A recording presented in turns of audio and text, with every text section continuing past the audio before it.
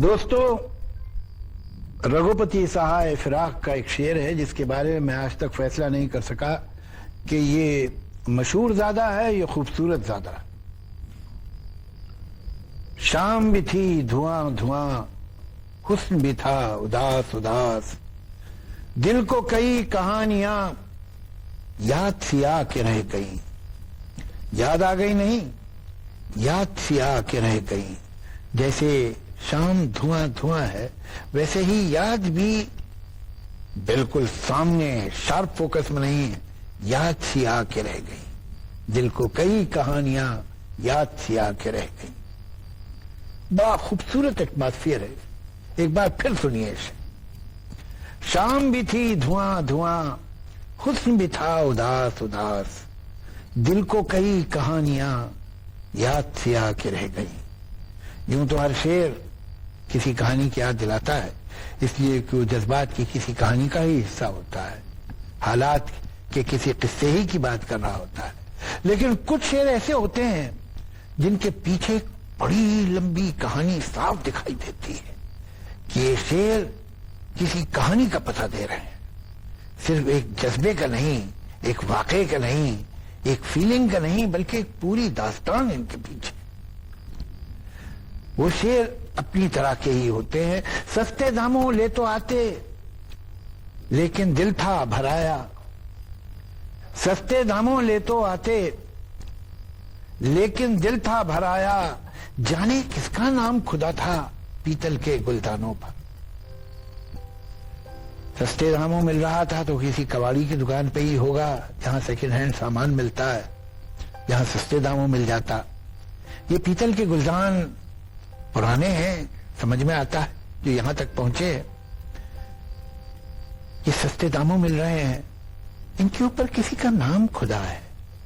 یہ پیتل کے گلدان، ان پہ خدا ہوا نام، یہ ایک پوری تہذیب، ایک پورے دور کی بات کر رہے ہیں. یہ کس کا نام خدا ہے؟ یہ گلدان کہاں سے آیا ہے کہ جس کے بارے میں سوچ کے شاعر کی آنکھیں بھر گئی ہیں؟ یہ کسی حویلی میں تھا، کسی بڑے مکان میں تھا. اس گلدان میں کبھی پھول لگائے گئے تھے. یہ گلدان کہاں رکھا ہوا تھا؟ اس گلدان نے جس کمرے میں بھی تھا وہاں کیا دیکھا ہے، کیا سنا ہے، وہاں کیسی محفلیں ہوئی، کیسے جشن ہوئے. کچھ اچھا ہی وقت ہوگا اس گلدان پہ. برے حالات میں تو گلدان نہیں خریدتے ہیں لوگ، رکھتے نہیں ہیں. یہ تو کسی کھاتے پیتے گھر کا، کسی اچھے گھر کا، جہاں آرام ہوگا، سکون ہوگا، عیش ہوگا، وہاں کا ہے. یہ گلدان کب بکا اور کیوں بکا؟ اب وہ گھر وہی ہے جس نے گلدان بیچ دیا، کیا اس کا گھر بچ گیا یا وہ بھی بک چکا ہے؟ یہ دراصل ایک پوری تہذیب، ایک پوری تمدن، ایک پوری سنسکرتی کی کہانی ہے، ایک پورے دور کی کہانی ہے. یہ گلدان میں جو ختم ہو گیا، جو مٹ گیا، وہ پرانی تہذیب، وہ پرانے جینے کے طریقے، ان میں بہت کچھ خراب بھی تھا، اس میں کوئی شک نہیں، لیکن اس میں بہت کچھ خوبصورتی بھی تھی. اس کا اپنا ایک حسن تھا جس کی نمائش یہ گلدان کر رہا ہے. وہاں شاید سماجی نابرابری بھی تھی فیوڈل ایرا میں، جہاں وہاں کوئی ایکسپلائٹیشن بھی تھا. یہ بھی سچ ہے. اور یہ بھی سچ ہے کہ اس دور کی کلچر میں، اٹھنے میں، بیٹھنے میں، اس کی تہذیب میں، اس کے ملنے جلنے میں، اس کی زبان میں، اس کے رسموں میں، ریتوں میں ایک خوبصورتی بھی تھی. یہ گلدان جس گھر میں تھا، میں یقین رکھتا ہوں کہ اس گھر کے آنگنوں میں لوک گیت گائے جاتے ہوں گے، اس گھر کے آنگن میں تہوار منائے جاتے ہوں گے، رسمیں ہوتی ہوں گی، لڑکیاں مانجھے بیٹھتی ہوں گی، شادی کے گیت ڈھولک پہ گائے جاتے ہوں گے. یہ گلدان اکیلا نہیں تھا کبھی، اس گلدان کے ساتھ پوری ایک دنیا تھی، اور وہ دنیا ختم ہو گئی، بکھر گئی، اور یہ گلدان دھیرے دھیرے کر کے کباڑی کی دکان پہ آیا. اب اس پہ آدھا مٹا ہوا ایک نام لکھا ہوا ہے. پتہ نہیں وہ انسان زندہ ہے یا مر چکا ہے، اور اگر زندہ ہے تو کیا سچ مچ زندہ ہے، یا ایک موت سے بدتر زندگی گزار رہا ہے. بہرحال وہ آدمی زندہ ہے کہ نہیں زندہ ہے، لیکن وہ ویلیوز، وہ ایستھیٹکس، وہ ایک خوبصورتی کا اسٹینڈرڈ جو اس گلدان میں دکھتا ہے وہ تو اب کھو گیا ہے. تو ایک شاعر جب ایک کباڑی کی دکان پہ ایک پیتل کا گلدان دیکھتا ہے تو اس کی آنکھیں اس لیے بھر آتی ہیں کہ وہ اس گلدان کے بکنے میں ایک پوری تہذیب کو بکھرتے ہوئے دیکھ رہا. جیسے ایک اور شعر ہے، آج بھی جیسے شانوں پر تم ہاتھ میرے رکھ دیتی ہو، چلتے چلتے رک جاتا ہوں ساڑی کی دکانوں پر.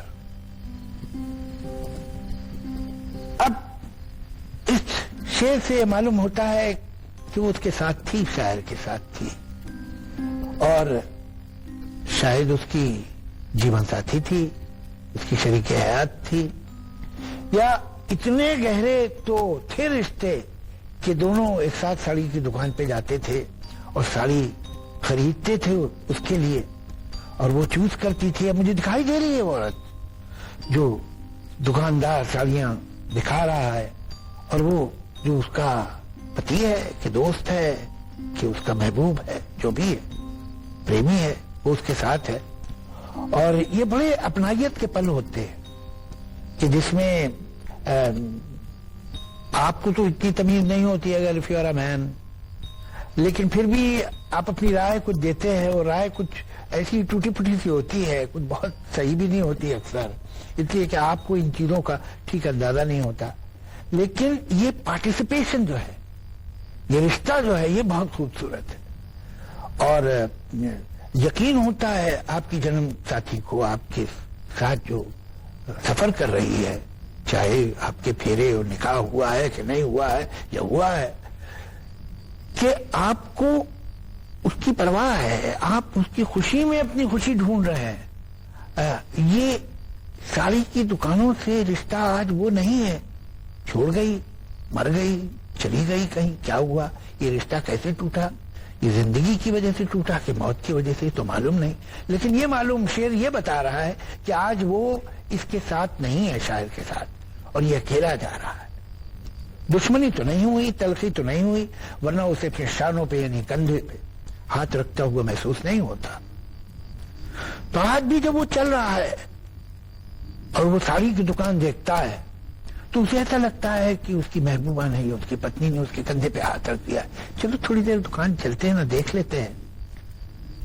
لیکن اب جائے کیا کرے گا جا کے؟ وہ ساڑی خریدے گا تو کس کے لیے؟ اس لیے کہ وہ اس کے ساتھ ہے نہیں، اس کی یاد بس اس کے ساتھ ہے.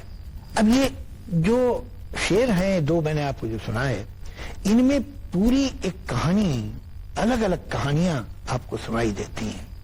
جیسے ایک اور شعر مجھے یاد آ رہا ہے، جمال احسانی کا ہے. یہ دونوں شعر جو میں نے سنائے تھے یہ اتفاق سے میرے اپنے ہی فادر جانثار اختر کے، اور یہ شعر جو اب سنا رہا ہوں یہ جمال احسانی ایک ینگ شاعر کا ہے.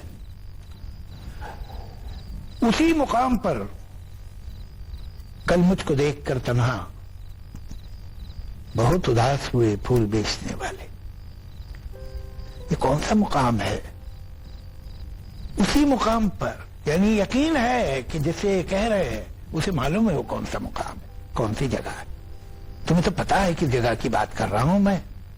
وہاں پھولوں کی دکانیں ہیں اور یہ جاتے تھے وہاں. اب یہ سب شعر بتا رہا ہے مجھے، اس میں کہا تو نہیں گیا ہے لیکن دکھائی دے رہا ہے کہ اکثر شام کو وہ دونوں وہاں جاتے تھے، اور دکاندار تو انہیں پہچاننے لگے تھے. وہ جانتے تھے کہ ان میں بڑی گہری محبت ہے، اور پھر یہ پھول کی دکانوں سے پھول خریدتے تھے. اور جب یہ آتے تھے تو دکاندار ایک دوسرے سے شاید لک ایکسچینج کرتے ہوں گے، دیکھتے ہوئے آ گئے، اور ان کے چہرے پہ ایک مسکراہٹ آتی ہے کہ پھول تو بہتوں کو بیچتے ہیں. لیکن یہاں ان کا ان پھول خریدنے والوں سے ایک رشتہ بن گیا تھا. کچھ ہوتے تھے انہیں دیکھ کے دکاندار پھولوں کے.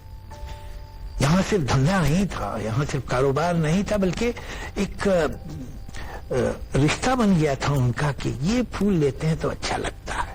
باقی لوگ تو صرف پیسہ ہی دیتے ہیں، لیکن جب ہم انہیں پھول دیتے ہیں تو ہم یہ جانتے ہیں کہ دو زندگیاں خوبصورت ہو رہی ہیں، خوشبو سے مہک رہی ہیں ہمارے پھولوں کی وجہ سے.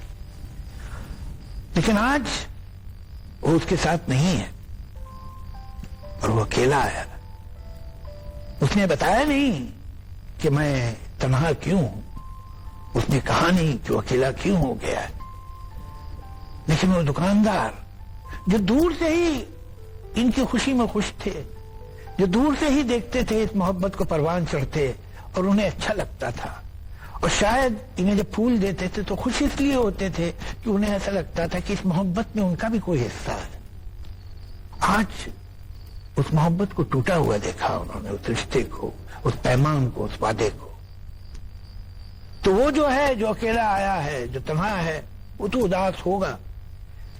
لیکن یہ دکان والے جو پھول بیچ رہے تھے بہت اداس ہوئے. پھول بیچنے والے, عجیب ہے, کبھی کبھی ہوتا ہے کہ ہم کہیں کسی اور کی زندگی کا حصہ بڑے دور سے بن جاتے ہیں.